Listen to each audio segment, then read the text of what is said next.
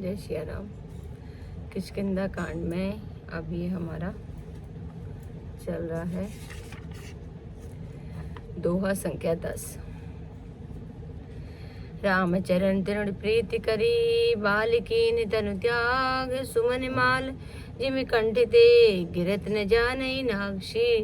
राम जी के चरणों में दृढ़ प्रीति करके बाली ने शरीर को वैसे ही आसानी से त्याग दिया जैसे हाथी अपने गले से फूलों की माला का गिर जाना न जाने। राम में बाली निज धाम पठावा, नगर लोग सब व्याकुल धावा। नाना विधि विलाप कर तारा, छूटे केस न देह संभारा। श्री रामचंद्र जी ने बाली को अपने परम धाम भेज दिया। नगर के सब लोग व्याकुल होकर दौड़ पड़े। बाली की स्त्री तारा अनेकों प्रकार से विलाप करने लगी। उसके बाल बिखरे हुए हैं और देह की संभाल नहीं है। तारा विकल देखी रघुराया, दीन ज्ञान हरि लीनी माया। क्षिति जल पावक गगन समीरा, पंच रचित अति अधम शरीरा। तारा को व्याकुल देखकर श्री रामचंद्र जी ने उसे ज्ञान दिया और उसकी माया अज्ञान को हर लिया। उन्होंने कहा, पृथ्वी जल अग्नि आकाश और वायु, इन 5 तत्वों से यह अत्यंत अधम शरीर रचा गया है।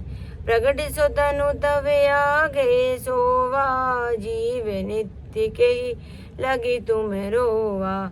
उपजा ज्ञान चरण तब लागी, लीन सी परम भगति बर मांगी। वह शरीर को प्रत्यक्ष तुम्हारे सामने सोया हुआ है और जीव नित्य है, फिर तुम किसके लिए रो रही हो। यह ज्ञान सो उत्पन्न हो गया तब वह भगवान के चरणों में लगी और उनसे परम भक्ति का वर मांग लिया। उमा दारू जोशित गिनाई, सब ही न चावत राम गोसाई। तब सुग्रीव ही आय सुदीना, मृतक कर्म विधिवत सब कीना। शिव जी कहते हैं, हे उमा, स्वामी श्री राम जी ने सबकी कठपुतली की तरह नचाते हैं। तदनंतर श्री राम ने सुग्रीव को आज्ञा दी और सुग्रीव ने विधि पूर्वक बाली का सब मृतक कर्म किया। राम कहा अनुज ही समुझाई, राज देहु सुग्रीव ही जाई। रघुपति चरण नाई करी माथा, चले सकल प्रेरित रघुनाथा। तब श्री रामचंद्र ने छोटे भाई लक्ष्मण को समझाकर कहा कि तुम जाकर सुग्रीव को राज्य दे दो। श्री रघुनाथ जी की प्रेरणा से आगे पाकर वह सब लोग श्री रघुनाथ जी के चरणों में मस्तक नवाकर चले।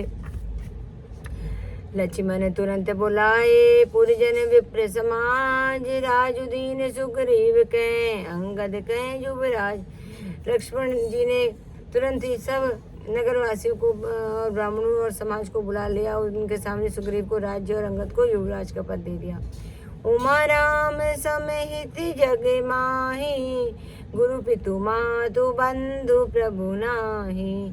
सुर नर मुनि सबके यह रीति, स्वार्थ लागी करही सब प्रीति।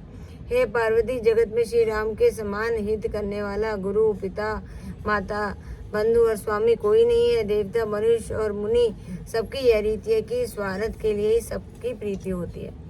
बाली त्रास व्याकुल दिन राति, तन बहुबन चिंता उर जात छाती। सोई सुग्रीव कीन कपिराऊ, अति कृपाल रघुबीर सुभाव। जो सुग्रीव दिन रात बाली के भय से व्याकुल रहता था, जिसके शरीर बहुत से घाव हो गए थे और जिसकी छाती चिंता के मारे जली जा रही थी, उसी सुग्रीव ने बाली को राजा उसी सुग्रीव को उन्होंने बानरों का राजा बना दिया। और श्री रामचंद्र जी का स्वभाव अत्यंत ही कृपालु है।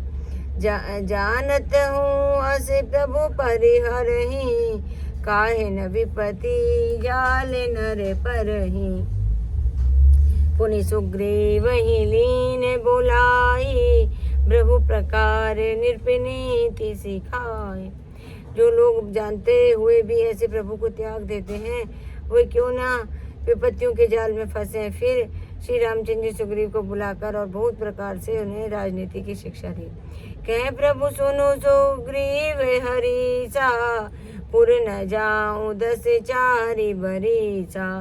गाते ग्रीष्म बरसारी तू आई, रहे निकट सैली पर छाई। फिर प्रभु ने कहा, हे वानरराज सुग्रीव सुनो, मैं 14 वर्ष तक गांव बस्ती में नहीं जाऊंगा। ग्रीष्म ऋतु बीता कर वर्षा ऋतु आ गई, अतः मैं वहाँ पासी के पर्वत पर टिका रहूंगा। अंगद सहित करहूँ तुम राजू, संतन हृदय धरे हूँ मम काजू। जब सुग्रीव भवन फिर आए, राम पर प्रबर सन गिरी पर छाए।